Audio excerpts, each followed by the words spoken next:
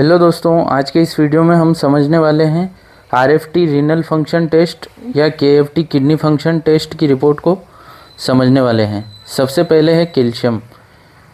Calcium हमारे शरीर की हड्डियों, दांतों, नसों की कार्यप्रणाली और मांसपेशियों के सिकुड़ने और फैलने के लिए एक बेहद ज़रूरी मिनरल होता है। रिपोर्ट में कैल्शियम की वैल्यू 8.6 mg/dl आई है, जबकि इसकी नॉर्मल रेंज 8 से 10.4 mg/dl तक होती है। रिपोर्ट में आपको दिख रहा होगा इसकी नॉर्मल रेंज 8 से 10.4 mg/dl तक होती है। अगर यह बहुत कम हो जाए तो हाइपोकैल्सीमिया हो जाता है, जिससे मांसपेशियों में ऐंठन या कमजोरी आ सकती है। और अगर यह बहुत बढ़ जाए तो हाइपरकैल्सीमिया हो जाता है, जिसकी वजह से किडनी में स्टोन या हड्डियों से जुड़ी समस्या हो सकती है। अगला है क्रेटिनिन। क्रेटिनिन हमारी मांसपेशियों, मसल्स के टूटने से बनने वाला एक वेस्ट प्रोडक्ट है, जिसे किडनियां ब्लड से छानकर पेशाब के रास्ते से बाहर निकालती हैं।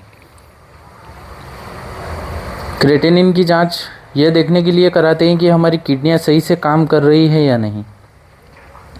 इस रिपोर्ट में क्रेटिनिन की वैल्यू 0.67 mg/dl आई है। इसकी नॉर्मल रेंज 0.6 से 1.3 mg/dl तक है। यह भी बिल्कुल नॉर्मल है। इसका मतलब है कि पेशेंट की किडनियां ब्लड को अच्छी तरह से साफ कर रही हैं। जब भी किडनियों में कोई खराबी या कमजोरी आती है तो वे इसे बाहर नहीं निकाल पाती और ब्लड में क्रेटिनिन का लेवल बढ़ने लगता है।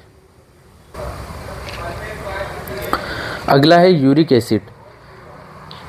यूरिक एसिड जब हमारा शरीर प्यूरिन नाम के केमिकल को तोड़ता है, जो कुछ खान पान की चीज़ों और शरीर की कोशिकाओं में पाया जाता है, तब यूरिक एसिड बनता है। इसे भी किडनियां फिल्टर करके बाहर निकालती हैं। रिपोर्ट में यूरिक एसिड की वैल्यू 2.2 mg/dl आई है। इसमें आपको दिख रहा होगा 2.2 mg/dl, जबकि इसकी नॉर्मल रेंज 2.6 से 6 mg/dl तक होती है। यहाँ ध्यान देने वाली बात है कि पेशेंट का यूरिक एसिड नॉर्मल रेंज 2.6 से थोड़ा सा लो है। आमतौर पर लोग यूरिक एसिड के बढ़ने से गठिया या जोड़ों में दर्द होता है।